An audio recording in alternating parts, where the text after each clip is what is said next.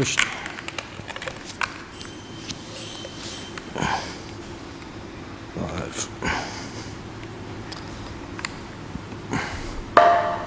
Jairata Matovo Kunja Bihari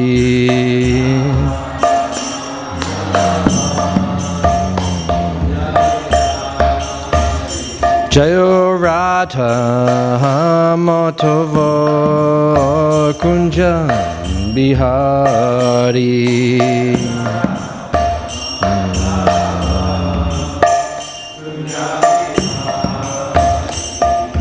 Gopi Janbalaba Girivaradari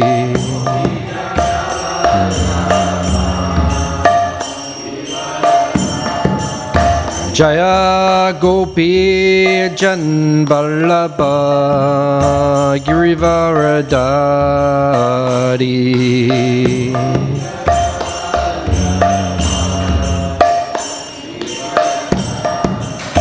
Yashodanandana Prasjanaranjana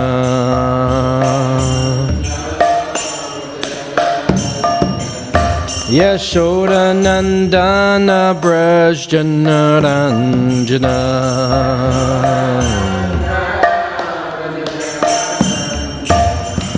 Jamuna Tira Vanochari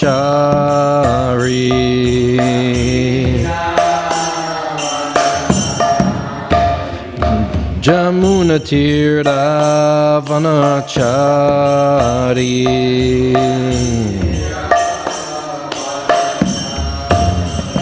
Jaya Radha Motova Kunja Bihari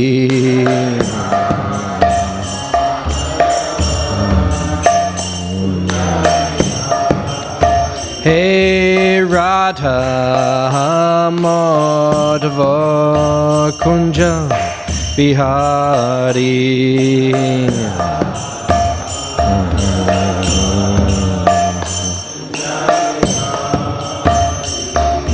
Gopi Jana Balaba Girivaradari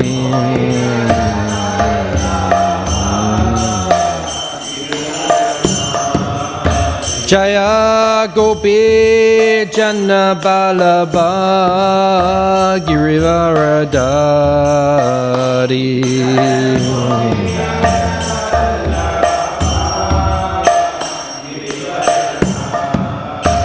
Yashodanandana Brajanaranjana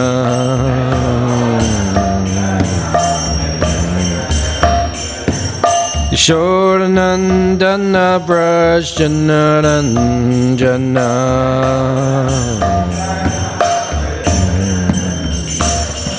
Jamuna Tira Vanachari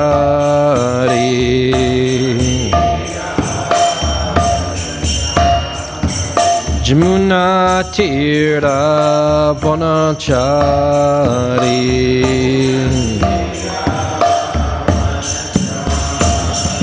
Jaya Radha Madhava Kunja Bihari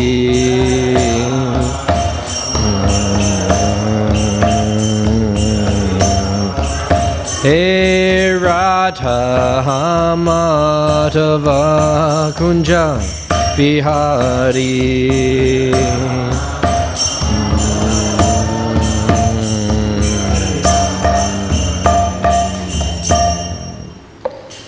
Jayam Vishnupad Paramahamsa Paragraj Ikacharya Ashtatadasata Shishimad His Divine Grace A.C. Bhaktivedanta Swami Śrīmad Bhāgavatam Ki Ananta Koti Vaishnava Brinda Ki Grantaraj Śrīmad Bhāgavatam Ki Joy Nitai Ko Premanande. All glories is some devotees, all glories is some devotees, all glories is some devotees, all glories to Sri Guru, Sri Gauranga.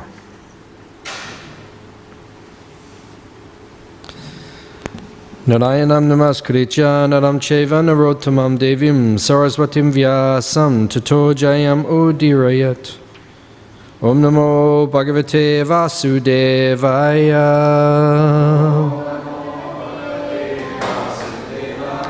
Om namo bhagavate vasudevaya.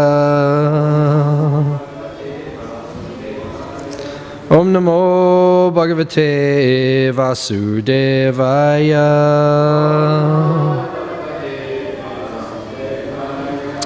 Reading from Śrīmad Bhāgavatam, Canto 7, Chapter 15, chapter entitled Instructions for the Civilized Human Beings. Text number 5 and 6. Deshe kale cha samprapte munyanam haridaivatam shradaya vidivat patre nyastam kamaduk akshayam Deshe kale cha samprapte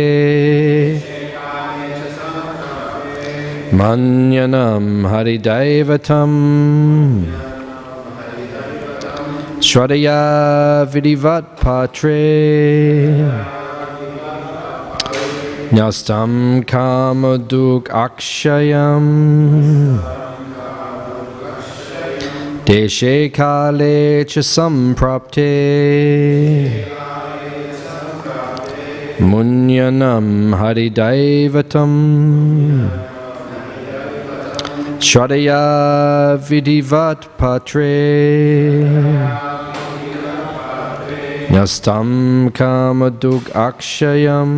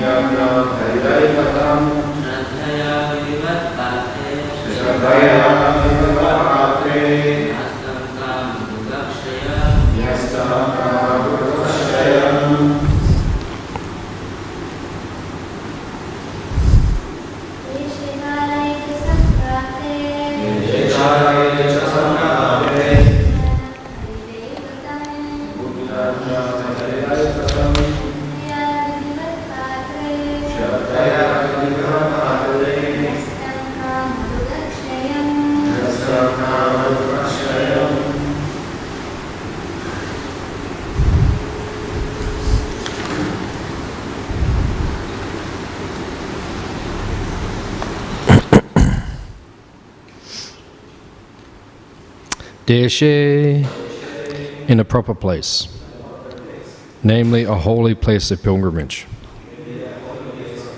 Kale, at an auspicious time. Cha, also. Samprapte, when available. Muni anam, foodstuffs prepared with ghee and suitable to be eaten by great saintly persons. Haridaivatam, unto the Supreme Personality of Godhead, Hare. Shraddhaya, with love and affection. Vidhivat, according to the directions of the spiritual master and the Shastra. Patre, unto the suitable person. Nyastam, if it is so offered. Kamaduk, becomes a source of prosperity. Akshayam, everlasting. Translation and purport by His Divine Grace, A.C. Bhaktivedanta Swami, Śrīmad Prabhupada. When one gets the opportunity of a suitable auspicious time and place, one should, with love, offer food prepared with ghee to the deity of the Supreme Personality of Godhead, and then offer the prasad to a suitable person, a Vaishnava or Brahmana. This will be the cause of everlasting prosperity. Translation responsibly. When one gets the opportunity of a suitable auspicious time and place, one should, with love, offer food prepared with ghee to the deity of the Supreme Personality of Godhead, and then offer the prasad to a suitable person, a Vaishnava or Brahmana. This will be the cause of everlasting prosperity. Text number 6. One should offer prasad to the demigods, the saintly persons, one's forefathers, the people in general, one's family members, one's relatives, and one's friends, seeing them all as devotees of the Supreme Personality of Godhead.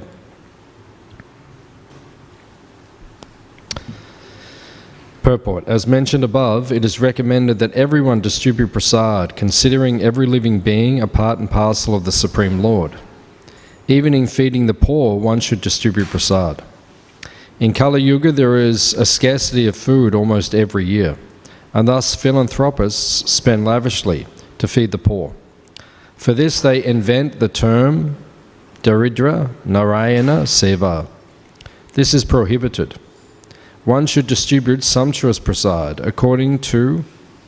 considering everyone a part of the Supreme Lord. But one should not juggle words to make a poor man Narayana. Everyone is related to the Supreme Lord, but one should not mistakenly think that because one is related to the Supreme Personality of Godhead, he has become the Supreme Personality of Godhead Narayana. Such a Mayavad philosophy is extremely dangerous, especially for a devotee. Sri Chaitanya Mahaprabhu has therefore strictly forbidden us to associate with Mayavadi philosophers. Mayavadi Bhashya, Shunile Hayam, Savanasha. If one associates with the Mayavad philosophy, his devotional life is doomed. Just turn that down just a little bit. Yeah, leave it on, but just turn it down a little bit.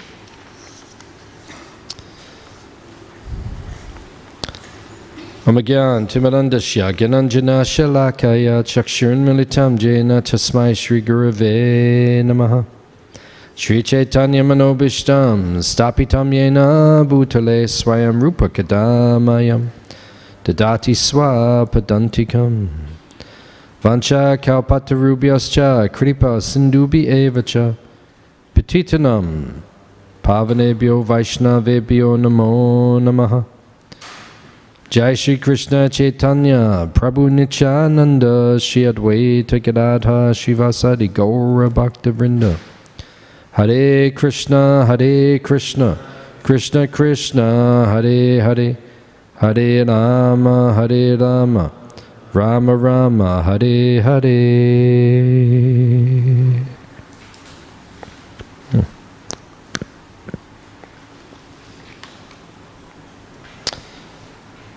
Okay. So in the previous chapter, we were hearing about ideal family life, ideal grihastha life. It's a very important chapter. because most of the devotees in Kali Yuga are grihastas. That's just the nature of the age of Kali. Not just the age of Kali, also Dwapara Yuga, also Treta Yuga, also Satya Yuga. So many people were grihastas.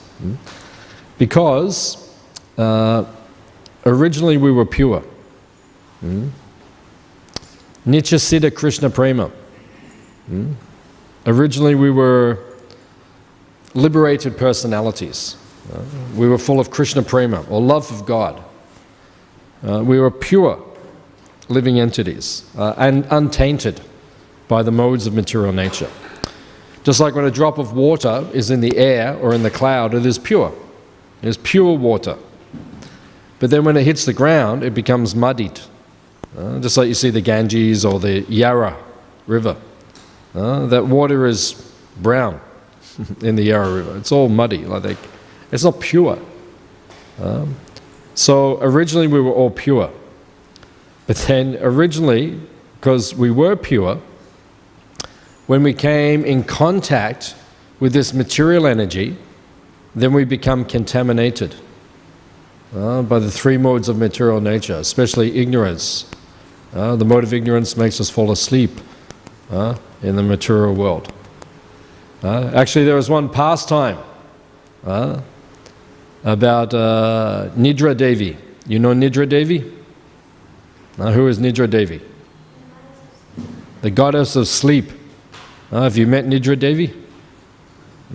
You meet her every night because she makes you go to sleep.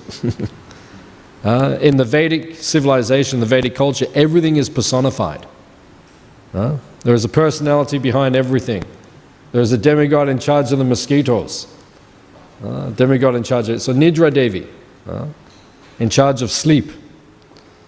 So she came to Lord Vishnu, Lord Krishna, and she said, I can't touch your devotees. Your devotees, they never like to sleep. Your devotees are so transcendental, they will not sleep. He said, you have to give me some place where I can affect your devotees. Some place where the devotees are affected by sleep. So then the Lord agreed. He said, okay, in the Bhagavatam class. When Bhagavatam is spoken, then the devotees... if you have insomnia, what is insomnia? Insomnia means you cannot sleep.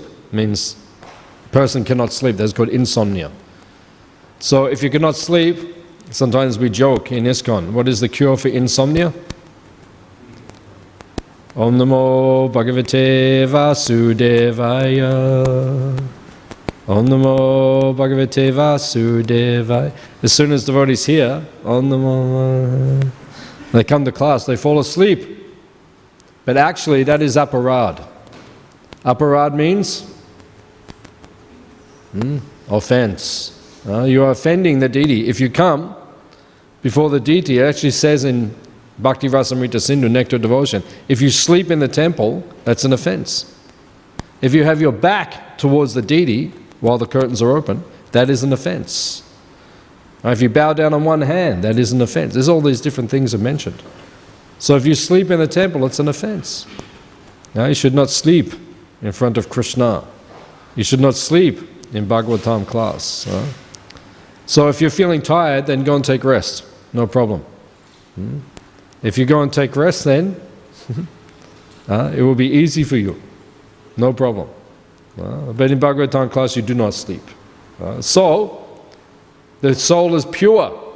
Originally, we are pure. But when we fall to this material world, we become contaminated by the three gunas, three modes of material nature. And then in that contaminated state, then we identify with the material body. Rupa Goswami explains this in the Bhakti Rasamrita Sindhu, the Nectar Devotion. The root cause of our bondage in the material world is... What is the root cause? Avidya. Avidya means ignorance. Avidya. Vidya means knowledge. Avidya means without knowledge, ignorance. So in this material world, we are covered by avidya. What is our avidya? You think you are the material body.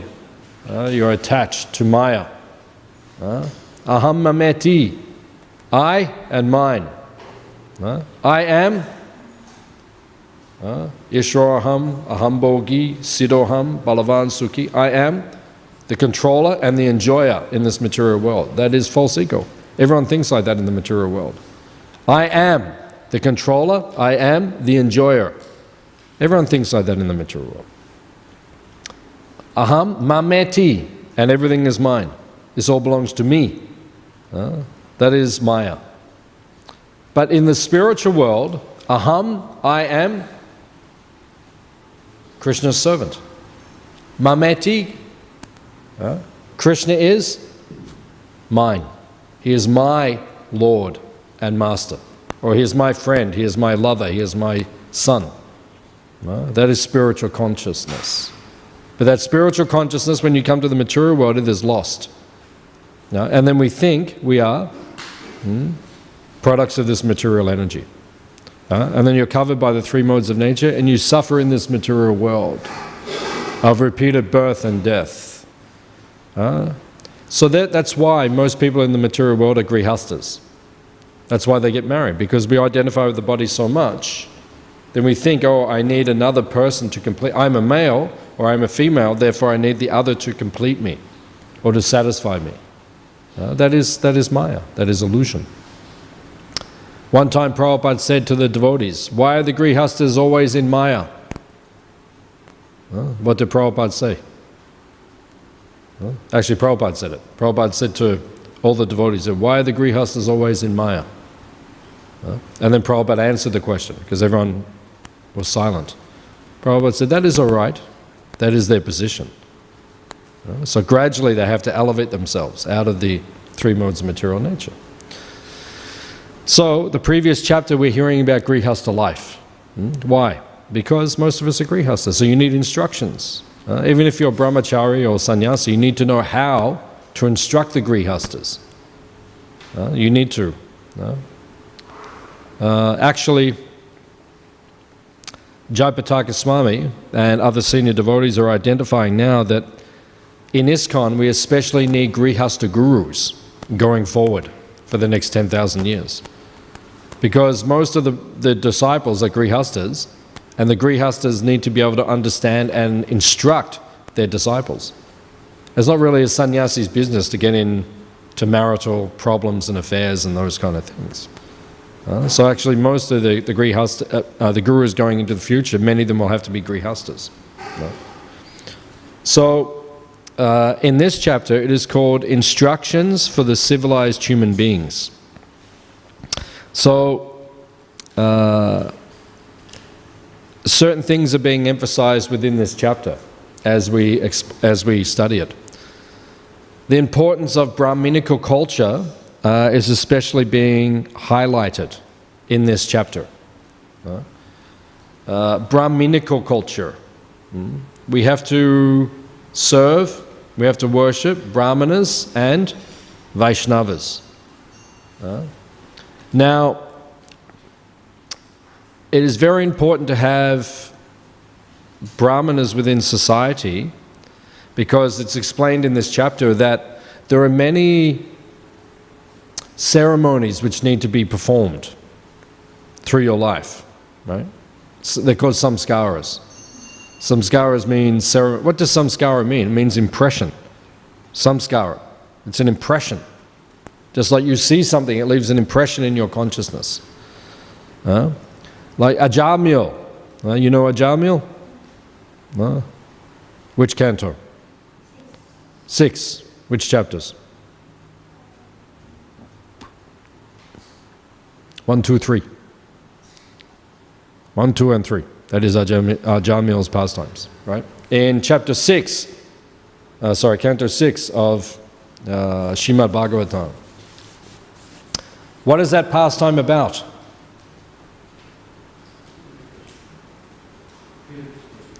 The importance of, or the potency of the holy name of Krishna.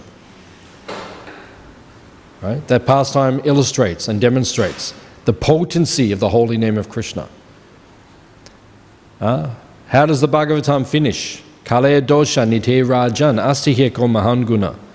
Kirtanat eva Krishnasya. Mukta sangha param vrajet. Right?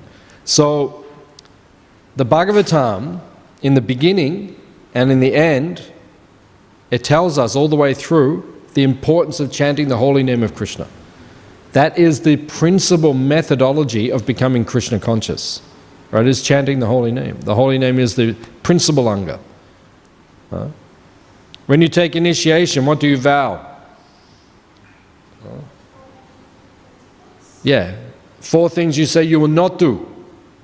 They are called nisheta. Nisheta means things you must avoid. 4 things when you take initiation.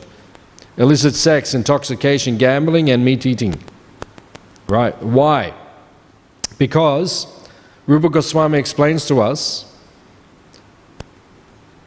the principle that overrides all of our devotional activities is always remember Krishna and never forget Krishna. These 2 instructions. One is positive, one is negative. Always remember, that's the positive. That's what you must do. Right? Never forget, that is the negative, what you should not do. So if you break the 4 regulative principles, if you have illicit sex, take intoxication, gamble, or eat meat, it will make you forget Krishna. And that's not, the goal of life is to remember Krishna. So 4 things we say we will not do when we take initiation. And then 1 thing that we vow that we will do. Right? Viti means things that you must accept. Right? I will chant minimum 16 rounds a day. Right? So 4 things, and then 1 thing that we must do. So the holy name is the most important principle of bhakti. Rupa Goswami says there are 5 angas of bhakti which are most important for us to make advancement. What are the 5?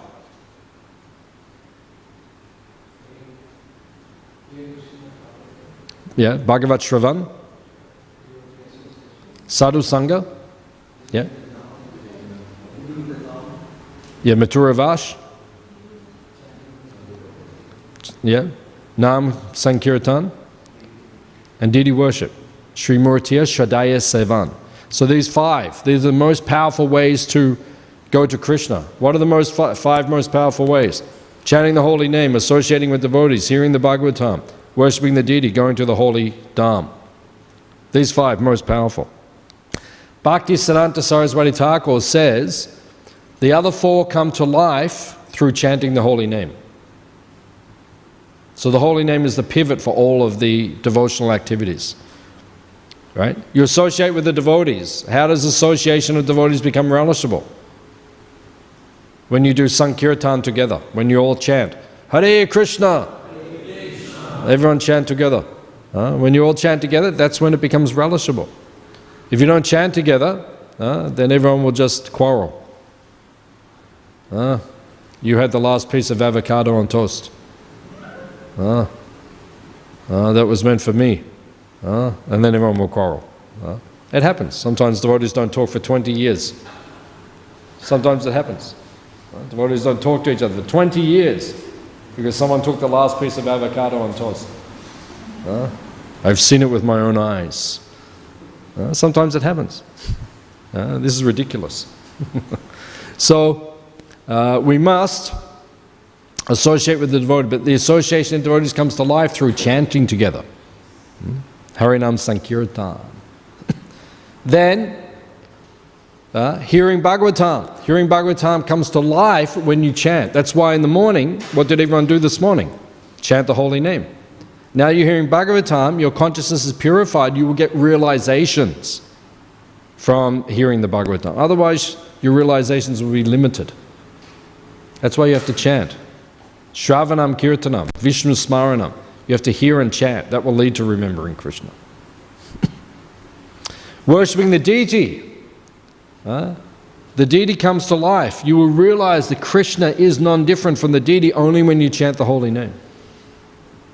It says while doing deity worship, you must chant the holy name. All the mantras we are given through brahminical initiation, Gayatri mantra and so forth. We chant those mantras while worshipping the deity because the deity worship comes to life while we're And residing in the holy Dham of Vrindavan, Mayapur, Jagannath Puri, it comes to life. The Dham will get realizations that the Dham is Krishna's eternal abode only when we chant the holy name. Wow. So the holy name is the pivot for everything. So in the 6th canto, right in the middle of the Bhagavatam, you have the pastime of Ajamil. Now, why is that there? Teach us that the most important thing in the whole Bhagavatam is to chant the holy name. That's why it is there. All through the Bhagavatam, it is mentioned. We have to chant the holy name of Krishna. What happened to Ajamil? How old was he? 88 years old. And he just had, one of his kids was 2 or 3 years old. This is ridiculous. If you're still having kids in your 80s, there's something wrong with your consciousness. I mean, you haven't understood the goal of life. So Ajamil, he called out to his son. He was about to leave. The Yamadutas were coming to grab him. And he called out, Narayana, Narayana, the holy names of Krishna. That's why we name our kids, we give them names of Krishna. Hey, Madhava. Hey Radhika. Hey, Gauranga. That's why we give the kids these names. So when we chant, we become purified just by chanting the kid's name. Hey, Radhika, you're being nonsense. But you just got purified because you chanted the holy name. That's how you become purified. So the holy name, it purifies the consciousness. So Ajamil, he was chanting the name Narayana, and then what happened? He was protected from the Yamadutas, the Vishnu Dutas came. And then where did he go next? He went to Hardwar. Next life, he took birth again, but this time he was a devotee again. He was a devotee last time. He became a devotee, and he had the opportunity to become perfect in Krishna consciousness and go back to Godhead. You have to become perfect in Krishna consciousness before you can go back to Godhead. Prabhupada said at least 70%. What percent are you on now? 1%. That's good. That's good. Better than 0. It's good. 1%. If you say 1%, it means you're actually further than 1. It means you're actually further than 1. But you don't want to be 69% or 53%. No, you want to be, Prabhupada said, minimum 70% Krishna conscious. Minimum. Then Prabhupada said, Lord Chaitanya will cover the rest. So at least let's get to 70%. Prabhupada brought it down like that. We should be 100%, that's what we should be, but we're not. So then Prabhupada, okay, at least 70% Krishna conscious. So, Ajamil, he had to take birth again in Hardwar. And then he had an opportunity to perfect himself, and then he went back to Godhead in the next life. So the chanting of the holy name is the most effective way to become Krishna conscious. So, that's why we have, it mentions in this chapter, in the in Grihastha life, there are 10 major samskaras. Samskara means impression that we have to go through. Like when you have marriage, right? When someone gets married, right? They have a big ceremony, and everyone comes, and it becomes like a whole big. It's almost like a festival kind of thing. You see, like in India, like after Chaturmasya, and then wedding season begins. That's why some devotees come and live in Australia. Some Grihasthas have told me they live in Australia because if you live in India, you have to go to too many weddings. Every week there's 2 or 3 weddings, and you have to go, another wedding, a big ceremony like that. So why do we have such a big event? Because it's a samskara. It puts on your mind, this is important. Like when we take initiation. Why do we have an initiation ceremony? The ceremony makes it an impression on our consciousness. This is important. Actually, in our tradition, in the Gaudiya tradition, it is not necessary to have the jagya. You see, Chaitanya Mahaprabhu, when he met Rupa and Sanatan, he just gave them their beads and gave them their names, right? Initiated them, right? And then, that's it. In our tradition, you can do that. There doesn't have to be a jagya. But we do the jagya, why? Because we want to make it a ceremony. It's important. It leaves an impression on your consciousness. This is important.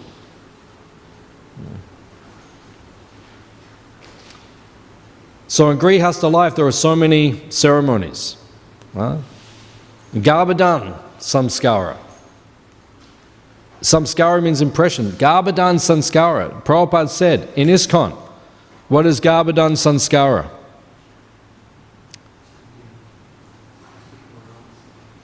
Yeah, Prabhupada said, before you conceive a child, samskara means impression. You have to leave an impression on your consciousness. Prabhupada said, the Grihasthas have to chant a minimum 50 rounds. And then you will conceive the child in good consciousness.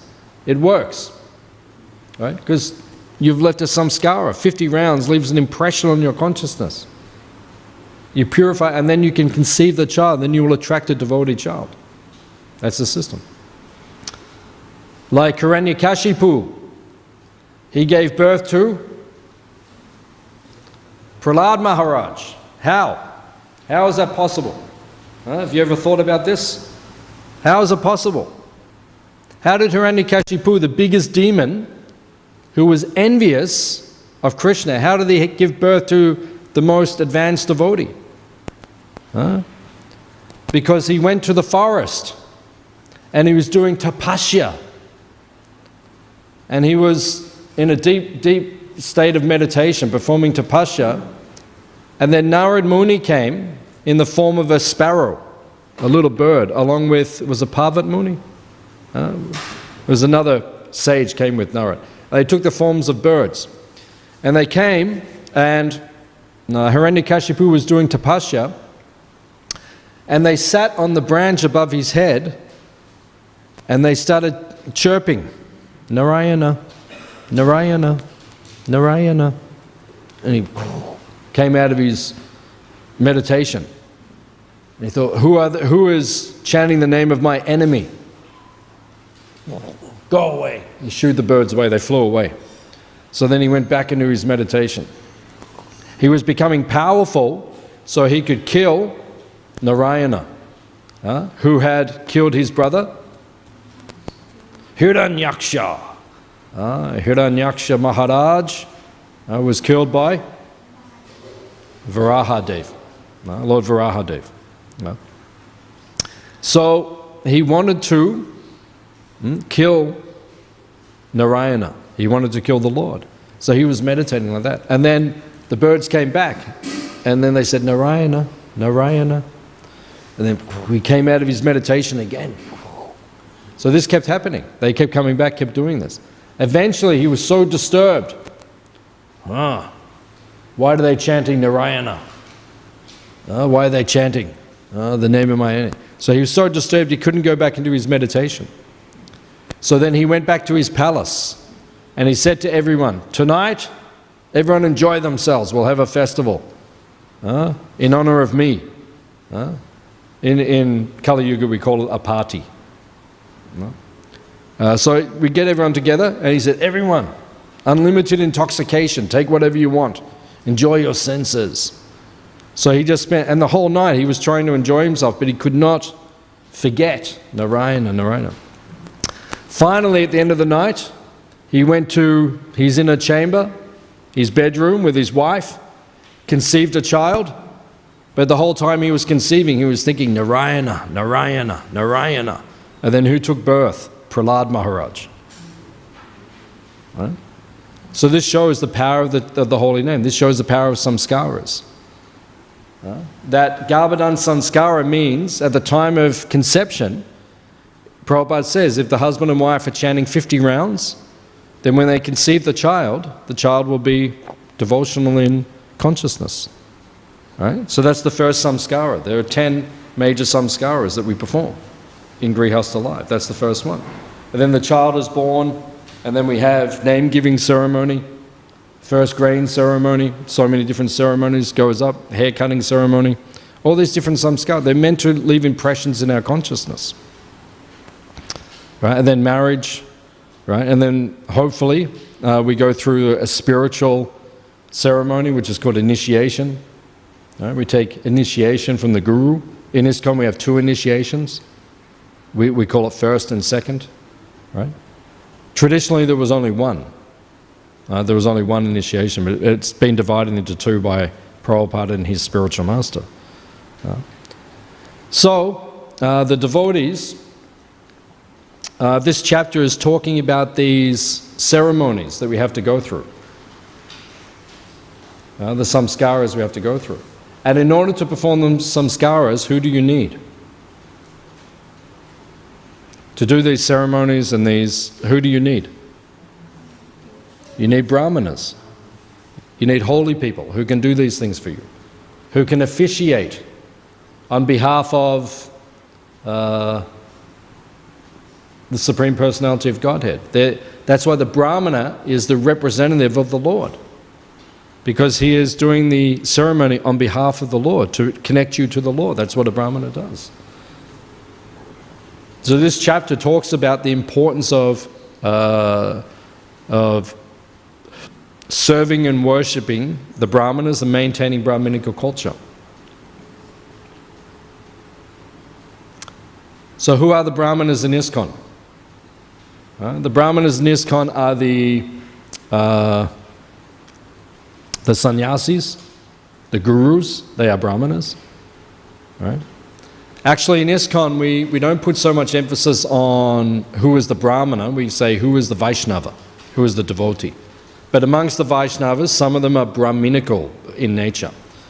And we need them. We need them to connect us to Krishna. So the gurus, the brahmanas, the brahmacharis, some of the grihastas who are brahminical in nature, right, who worship the deity, who teach. The brahmanas have 6 activities. How do you know who is a brahmana? Right? He has 6 activities. Right? He teaches Shastra and he studies the Shastra. He performs Yajna and he teaches others how to perform Yajna. He lives on charity, and when he has too much, then he gives charity. That is brahminical behavior. So that's how you know which devotees are brahminical, because they have to perform those activities. So we need those brahmanas, right? Whether they're grihastas or whether they're sannyasis or brahmacharis, we need those devotees to connect us to Krishna. That is their duty. So here we're hearing about brahminical culture, the importance of it. Because the last chapter was about grihastha life. Now this chapter is teaching us, it's an extension of the previous chapter, all the ceremonies that we need to perform. We need brahminical devotees to connect us to Krishna. And then we can all go back home, back to Godhead. You don't have to live in this material world anymore. Hands up if you want to stay in this material world. No one puts their hands up. Hands up if you want to go back to Godhead. Everyone puts their hand up. But if you analyze it, are we acting like we want to go back to Godhead? We all say we do. That's easy in the Bhagavatam class. You put your hand up, but in our minds we're thinking, what's for breakfast? Right? Anyone can do that. That's easy. Right? But then are you acting in such a way that you will go back to Godhead? Prabhupada's guru said, don't try to see Krishna, but act in such a way that Krishna will want to see you. One time a devotee said to Prabhupada, Prabhupada, how do we repay you for the debt that we owe you for delivering us from birth and death, the cycle of birth and death? Prabhupada said, actually you cannot repay the spiritual master. But he said, if you want to try, then preach vigorously like me. So that's how, in ISKCON, that's how we act in such a way that we will attract Krishna's attention, Lord Chaitanya's attention. We will spread the Hare Krishna movement, the Sankirtan movement. Right? We will help others come to Krishna. Right? Or we assist the devotees who are helping others coming to Krishna. And that way we can also go back to Godhead in this lifetime. Then you don't have to take birth again in this material world. Material world is not a nice place. Except if you're a devotee. If you're a devotee, we don't care. It's all the same. Material world, spiritual world, it's the same thing actually. Prabhupada said in 1977, before he left this world, he said the pujaris of Krishna Balaram in Vrindavan are the most fortunate personalities in the world. Why? Because the pujari is directly serving Krishna. Directly. Just like you can see Prabhu, he's offering the flowers directly to the deities. So when you go to the spiritual world, all of the activities that you're doing for the deities, you'll do the same activities in the spiritual world. It's exactly the same. You address Krishna, you will bathe Krishna, you will offer garlands to Krishna. You will cook bhoga to offer to Krishna. It is the same. So if we assist this Sankirtan movement, and if we serve the temple and serve Radha Vallabha, we can go back to Godhead in this lifetime. So we'll stop here. Does anyone have any questions or comments on anything that we discuss in this material world of birth and death?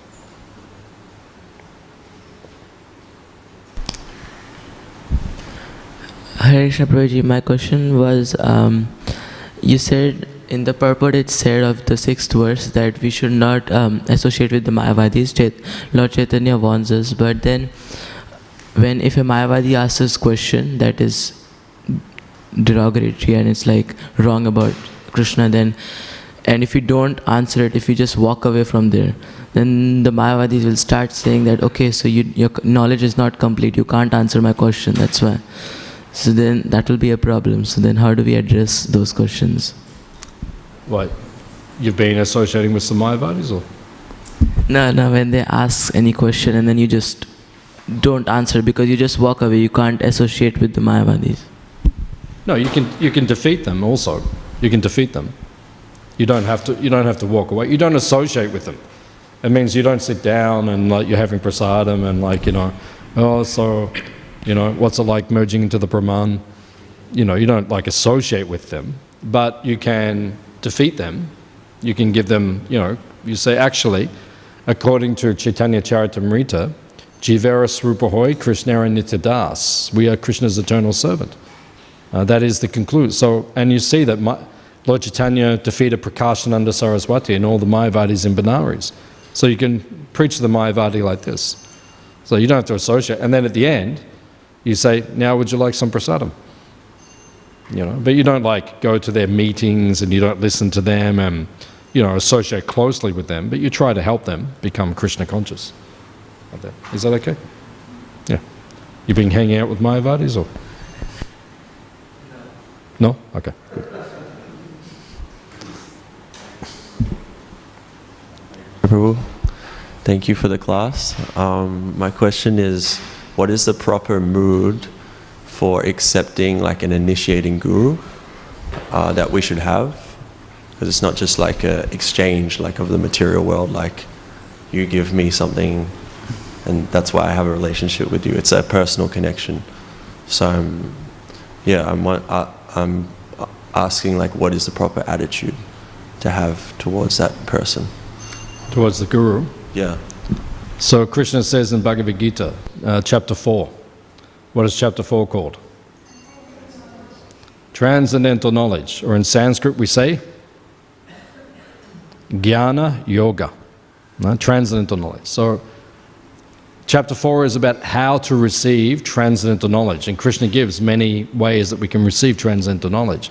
But then finally he gives the best way to receive transcendental knowledge. Tadvidi pranipatena pariprashnena sevaya upadekshanti te jnanam jnaninas tattvadashinaha. So Prabhupada once said, I've heard that Prabhupada once said that is the most important verse in the Bhagavad Gita. It's one of the most famous verses in the Bhagavad Gita. Right? So if you want to understand the absolute truth, which is what it means to accept a guru, you have to inquire from him confidentially. Right? You have to be submissive, you have to render service. So that's how we approach the guru. You have to be humble, you have to be wanting to render service, and you have to be inquiring submissively. That's the right mood when you approach the spiritual master.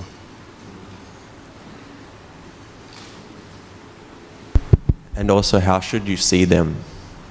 How should you, how should you envision them? Like, you should envision them like in the 7th verse of the Gurvashtika. At Mangalati, what is verse number 7? It's just after verse number 6. Shakshat Hari Toina. Shakshat Hari. His Shakti is coming from Hari, from God himself. He is God's representative. That's how you should see him. This is Krishna's representative. Shakshat Hari. That's how you should see the spiritual master. The representative of the Supreme Personality of Godhead. Is that okay? Any other question?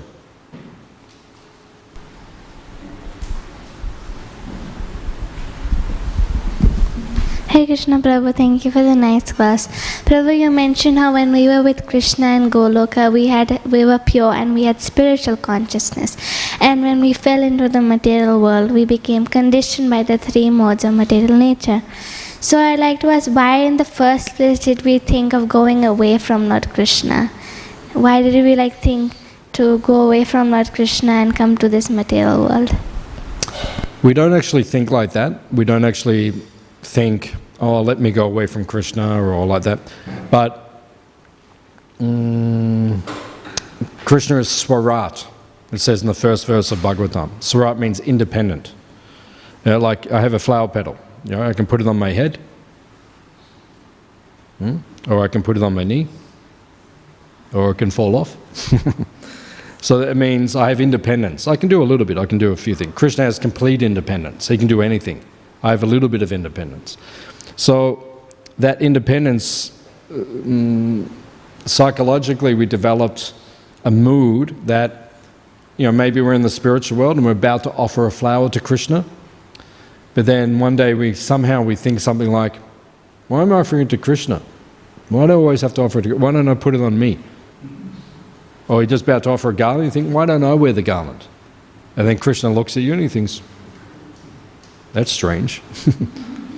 And then when you think like that, right, then Krishna, he covers you with Mahamaya. Right? And then your soul goes into the material world. It goes, and then you land in this world. And then Prabhupada says, your first birth is as Lord Brahma or a very exalted demigod. You don't just go straight down and become like a worm and stool. Or so, not like that, but you just take a step down. You're still serving Krishna, you're still Krishna conscious. But you're thinking, I need my own place. I need to be the Lord. I need to. So you say, okay, you can have a universe, you can run a universe on behalf of me. So then you go down, but then by association with Maya, then you go down into lower species. And then now we're trying to come back up and go back to Goloka. So it's not that we think, we're not with Krishna and we think, oh, I want to go to the material world. Actually, we don't even know there is a material world.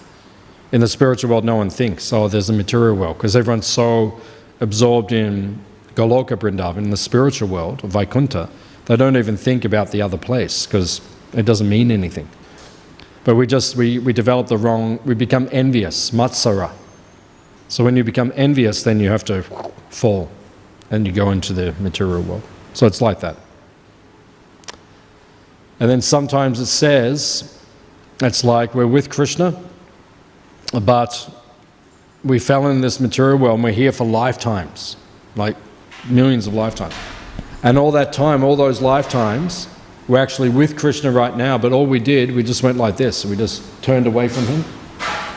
And all those lifetimes are happening. And then when it finishes, we just go, and there's Krishna again. So all that suffering was just like a moment in the spiritual world. Sometimes it's said like that. Other times it's said like in the Śrīmad Bhāgavatam Rita, the Gopakumar, he comes back to Krishna. And Krishna says, I haven't seen you for such a long time. And they embrace each other and they both faint. So sometimes it's said different ways, it describes. But yeah, we didn't say to, it wasn't like we thought, I want to go to the material world. Somehow we just had the mood, I don't want to serve Krishna 100%. And Krishna said, okay, then you have to go over there. Like if you're naughty, sometimes your mother says, go to your room. It ever happen? Yeah. So your mother said, go to your room. Right? So you go there, but after some time you come back. You're going to be good now? Okay, you can stay. So like that. Krishna just, we have the wrong mentality. We go, and then after some time we come back to Krishna. And then devotees said, can we go again? Prabhupada said, it is possible, but generally that does not happen. Once you only usually touch fire once in your life. Usually. Unless you're really pagul. If you're like crazy person, you keep touching. No, we don't do like that. Is that okay? Thank you, Prabhu. Good question. Any other question or comment? In the material world. Hare Krishna. Hare Krishna, Dandapana. Just a little bit extension of that question. Prabhupada said, and Krishna said in Bhagavad Gita a few times, a person who comes back to me, he never... In Bhagavad Gita, Krishna says. He never go back to his material world. Yeah. But here we say the devotee, when someone goes to Golok Vrindavan, when he get envious, he fall down. So this is like a contradictory... There's no contradiction. I just explained there's no contradiction.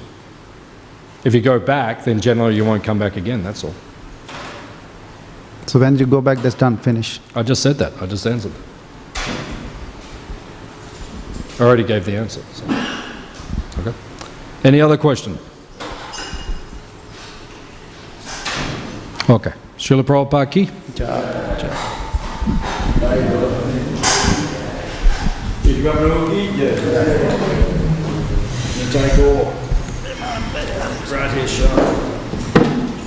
Krishna Balaram.